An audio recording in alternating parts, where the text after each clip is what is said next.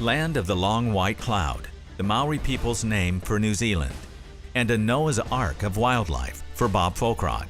On this, Winchester Legends. All you can see is his tips right there. Just wait, he's gonna keep moving to the right. You could see the antlers coming for a long time, and then it waited. It didn't seem like forever that he was ever gonna come out there and give me the shot. He was trying to get around there to catch our scent. We got 2 fallow deer that Duncan wants to get closer to look at. We decided we was gonna, stay up on top again, but we can't make a stalk from where we are because the wind is absolutely wrong. He's at 260.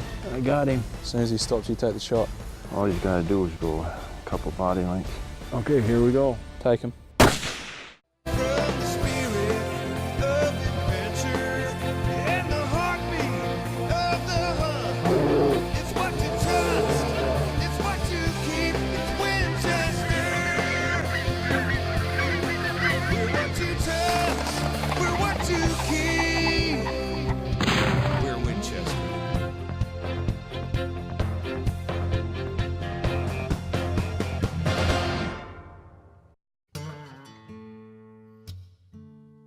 There's a deer over there. Just come up out of the brush. That gorgeous animal. Watch this. He's gonna put a show on for us. And I know you're gonna tell me we can do better than him. Yeah, we can do better than him, Bob. What do you figure he'll score? Oh, I'd say that stag there, Bob's probably around the 350, 360 mark. 331 yards. He could be in trouble right there. Yeah, I know. We can do better. We can do better. For Winchester Legends Bob Foulkrod, it's been a journey from Northern Hemisphere to Southern, Western to Eastern, on a quest for New Zealand red stag and fallow deer. Oh, there's a lot of places in the world that people wish they could go, and I think if you've made a list of it, New Zealand would probably be right up in there somewhere. And the thing is with New Zealand, once you see it one time, you hunt the animals, you're hanging around with the folks, and they're so friendly. Honestly, you'll probably come back again. To hunt the rugged slopes of New Zealand's South Island Mount Cecil region, Foulkrod's chosen to hunt with guide and outfitter Duncan Fraser, whose family has owned and guided this land for 25 years. It's a pleasure to have Bob here hunting with us. For someone that's hunted all around the world many times over, and he's standing here listening to the stags roaring, and that's prickling the hairs up on the back of his neck, certainly says something for someone of his experience. For Foulkrod, the heart of the game in New Zealand is the red deer, which management and habitat have combined to create the largest stags in the world. The thing that makes it such a good area to grow big stags here is it's really good food, it's good habitat for them, it just really suits red stags.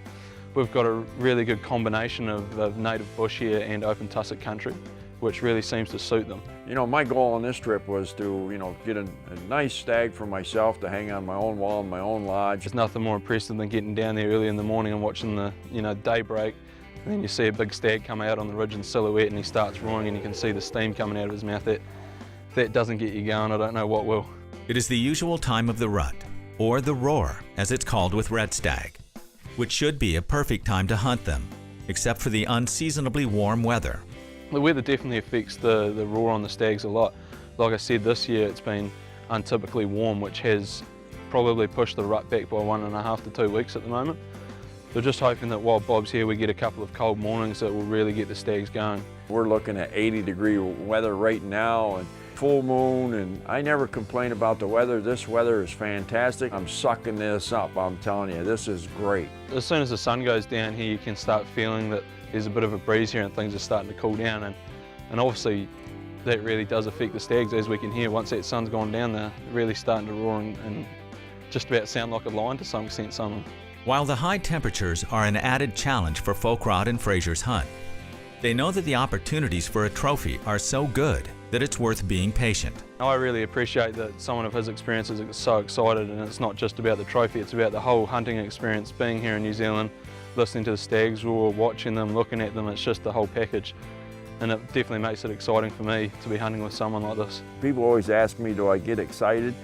Absolutely, and I guess when that excitement goes away, I'll find another hobby. Like Bob, his rifle and scope bounced across nearly 10,000 air miles to get to the hunt. So before he sets out, he needs to see if it has maintained its zero. What is that you're shooting, Bob? Oh, it's a Model 70 Winchester.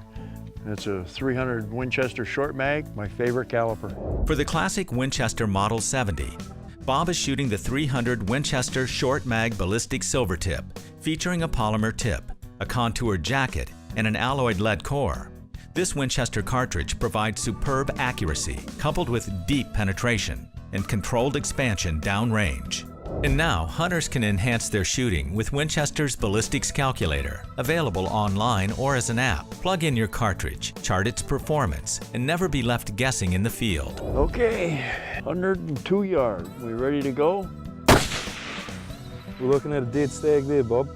I would say that's just about perfect.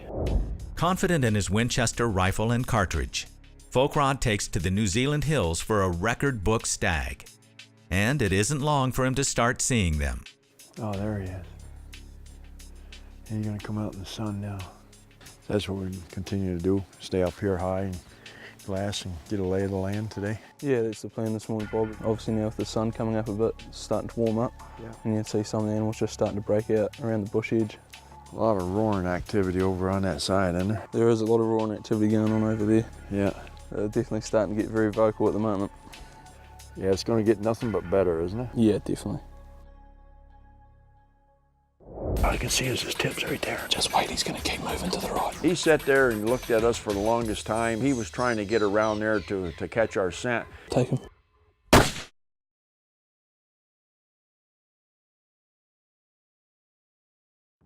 In the land of the long white cloud, Bob Foulkrod hunts with New Zealand outfitter Duncan Fraser, glassing the rugged terrain for giant red stag. I think they'd get in them cuts right there like that too, wouldn't you? Yeah, especially in the heat today.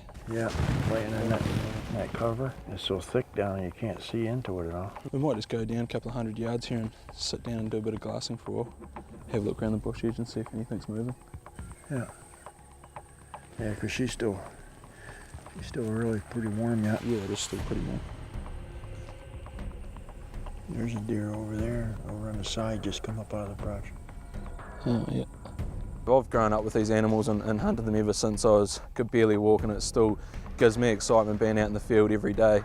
And it probably gives me more enjoyment than anything is watching, you know, how excited people get when they come to New Zealand and see these stags roaring. It's a huge pleasure. Oh, I got him now. He's got to be right there. Can you see him, Bob? No, but I got the location. He'll come out on that side hill over there. To get into shooting range, Bob and Duncan have to drop down and work their way through the dense native brush, then hope to pop out in sight of a stag. Bob, what we want to do is we just want to try and get another 40 or 50 yards up here onto a good trail that we can just quietly sneak around the trail. Yeah. Just got to be careful, we move pretty slow through here at the moment so it doesn't, you know, he doesn't see any sudden movement that might spook him. We'll just keep climbing up, Bob, and try and get on the edge of the bush. They're only 40, 50 yards off the edge of the bush. Yeah. We'll just pop over the side of the ridge for a bit. What I want to do is I want to sidle up on this ridge here, then make our way down this basin just over the other side. Usually it can be quite a good place to find a stag up there. We had a pretty good hunt around for a while, and we never managed to quite find the one that I was looking for Bob. We went to the right, and we broke down over, and all of a sudden we run into the one that he said that we should go after. He's walking over to the right further. Here he goes. I can see his tips. Just wait, he's going to keep moving to the right. Bob, you can take him when you're ready. This episode of Training Camp is brought to you by Winchester Ammunition, the American legend. I get a lot of emails and a lot of questions, and people are always saying, give me one magic thing that's going to make me a better hunter. Can you spend the night? Can you spend the night in the woods? It could be a spring bear hunt, and the outfitter pulls up and drops you off and says, I'm going to pick you back up here after dark. Well, you're dealing with an automobile, a human, a lot of things could go wrong. What you have in your pack can either make you or break you. Water's always the key, whether you have a water purifying system, like I can dip this out of the creek and basically squeeze it and it purifies it. Water's a big thing. My little handy kit here has got stuff for me if I have to spend the night. I've got some fire starter, which are basically waterproof matches. I have that backed up by fire starter. Actually, this came out of BC. This is the center of a ponderosa pine. I can actually drop this in the water, take my knife and shave that off, and that will burn. I've got, you know, some sardines. I got some tuna fish. I mix up some trail mix that I make myself. I could probably spend 2 days out there with just this here. So ask yourself the next time you leave home, can I spend the night? And when you look at your loved ones, you're gonna smile, because the answer is, yes, I can. This episode of Training Camp was brought to you by Winchester Ammunition, the American legend. Foulkrod and Guide Frazier have a shooter stag in their sights, but they need to be patient as the minutes seem like hours while they wait for the stag to present a shot. All I can see is his tips right there. Just wait, he's gonna keep moving to the right. We're gonna get a shot, just wait. Yeah. You could see the antlers coming for a long time and more antlers, and then pretty soon I could see the head and the neck and then the top of his back, and then it waited. It didn't seem like forever that he was ever gonna come out there and give me the shot. Once he comes up over, don't take him in. He's gotta come up higher. When you've got a stag in the bush roaring at you at 20 or 30 yards, it definitely gets the hairs standing up on the back of your neck. That's a beautiful stag. He's gonna keep moving to the right, Bob. Just wait, just wait. He sat there and looked at us for the longest time. I'm pretty sure he was trying to get around there to catch our scent. You got him, then. Take him when you're ready. Take him. It dropped him right on his nose, didn't it? Congratulations, Oh, Bob. thanks, man. I appreciate Fantastic stag. That's a heck of a stag. That 300 Winchester short mag with that Winchester ammo hit him, and it tipped him right on his nose. If you gotta go, that's the way to go. Hey, big fella, are you down? As it turned out, there was absolutely no ground shrinkage. He didn't get any smaller. I'm thinking, in fact, I'm sure he got a little bit bigger. That is a absolutely fantastic New Zealand red stag right there. 1, 2, 3, 4, 5, 6, 7, 8, 9, 10, 11, 12. Right there's the bullet on the other side. Right there. Yeah, he took it all. Now I'm a firm believer of that, not only the rifle, but that bullet, it's served me well through the years, and guess what? It's gonna continue to serve me well. They make them bigger and they make them smaller, but they don't make them mine, and that's what he is, he's mine. Nobody could look at that stag and say, boy, I was disappointed. Well, there's other things to hunt over here besides a stag. They've got a ram that basically kind of lives in the forest. Here we go.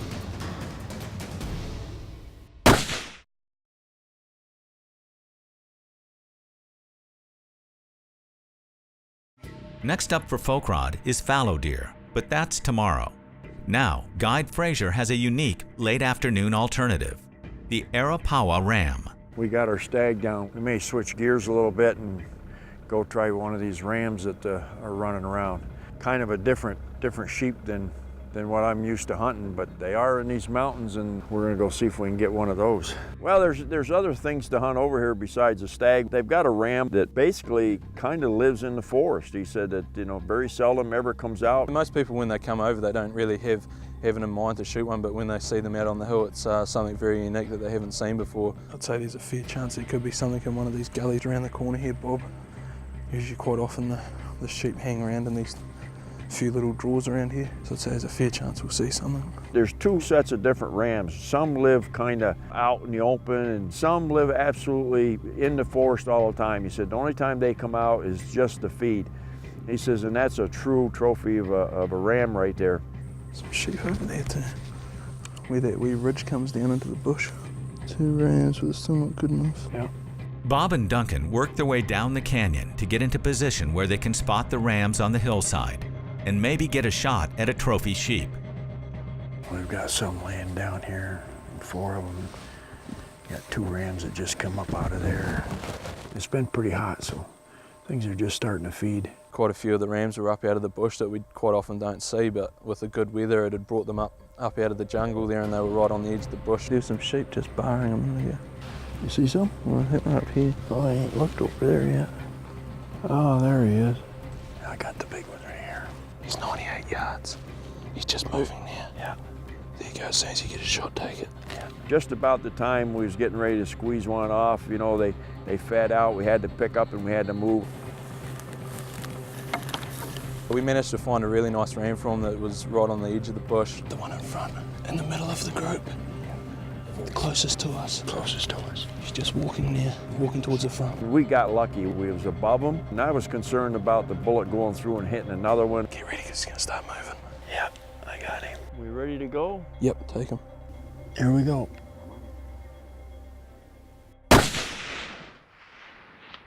Get ready, shoot again. Shoot again. Oh, he's down. Dropped right over the cliff. Dropped right in that hole, didn't he? Yeah. So make sure he didn't go down over that edge into that nasty bush. When the old firearm went off, I mean, it double lunged it, it ran out there, boom, it kind of dropped off in a little hole there. And hey, Our ram is down. You go down and take a look at him, eh? Yeah, I believe so. Oh yeah, there he is. It's a good looking ram, eh? Oh man, I'm telling you. Hey? Look at that. Look at the size of that beauty. Have you ever seen one of these up close before, Bob? No. First time you've... No, first one. When you said we're gonna go hunt sheep, you know, that always gets my interest. I love hunting sheep, you know. Took some photographs of this thing, and you talk about kinky looking hair and stuff all over.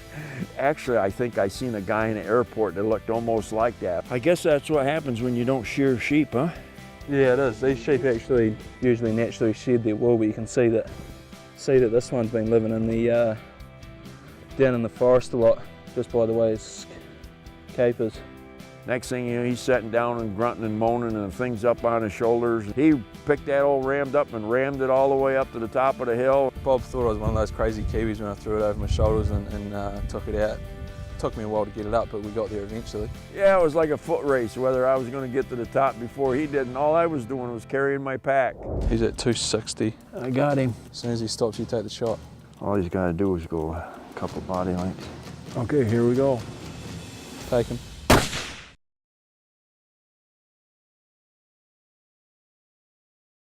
So far, host Bob Foulkrod has sampled some of the finest of New Zealand big game, red stag and Arapawa ram.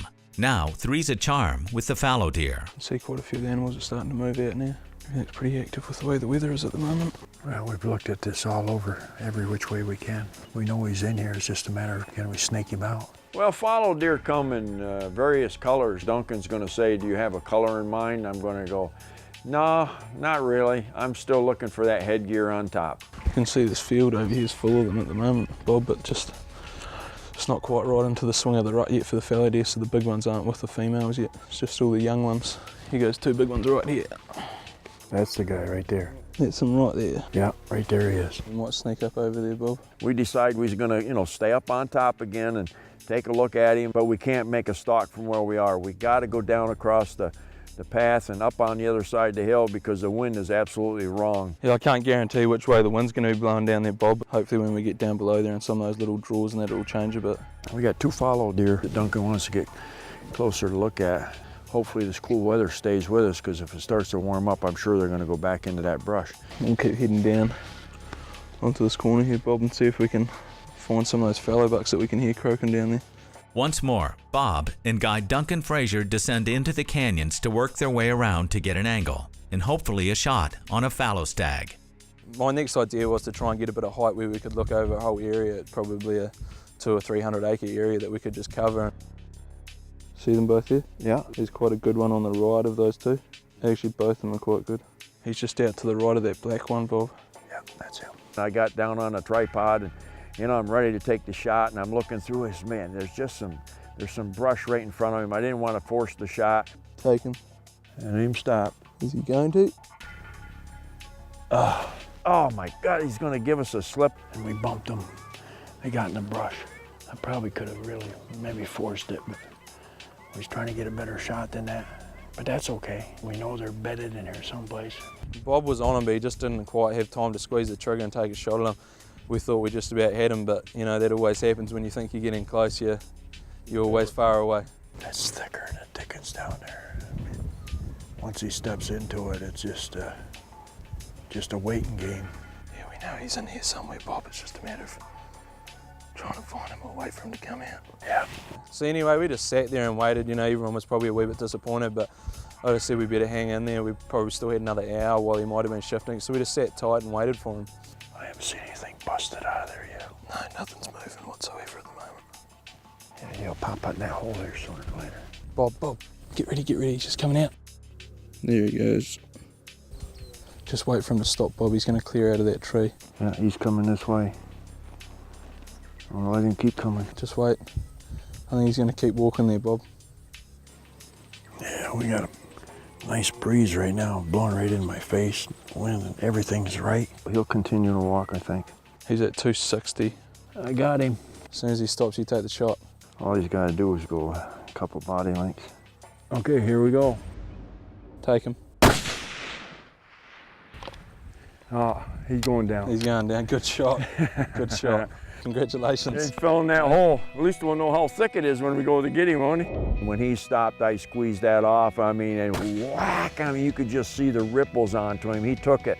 Yeah, I was just hoping that when he came up out of there, Bob, and he was looking at us and we didn't quite have a shot, and then he started moving again, I was just hoping he was going to stop, you know. Life experiences have taught me to be patient. It might have took us 2 or 3 more days, but as long as he would come out and feed, and as long as he goes back in there, one of us is going to make a mistake, and it's not going to be me, because I'm about as patient of a fella as you can believe. It's definitely been a waiting game on this one. Yeah. But I think you'll see in a minute that it'll be well worthwhile. Very good, very good. Very nice buck.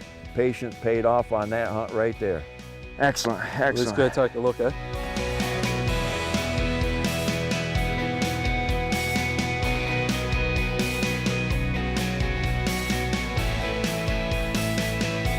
Well, he made us work for him, even after we got him down. Good. Yeah. Not going to get any bigger, and he's not going to get any smaller. And he's yours. And he's mine. And he's mine. It was good to get such a nice animal for Bob and to see the pleasure that he got out of the animal as well. Are they good eating? Yeah, the fallow deer is a really good meat. Probably this fellow will be a wee bit tough as he's just about to start the rut. Yeah. We might take a bit of his back strap off and cook it up and see how it tastes, but yeah, usually it's very, very good meat. Hey, put me down, you know, 3-4 years from now, I'll have to come back again. Hopefully I'm in a good position where I can bring one of my grandsons or granddaughters and bring the wife along too, because it's an experience that you just got to see. It's a countryside you just got to look at. Everything about it just wants you to come back one more time. Well, congratulations, Bob. Thank you. Absolutely. I appreciate it. It's been a good hunt. It has been. It has been a great hunt.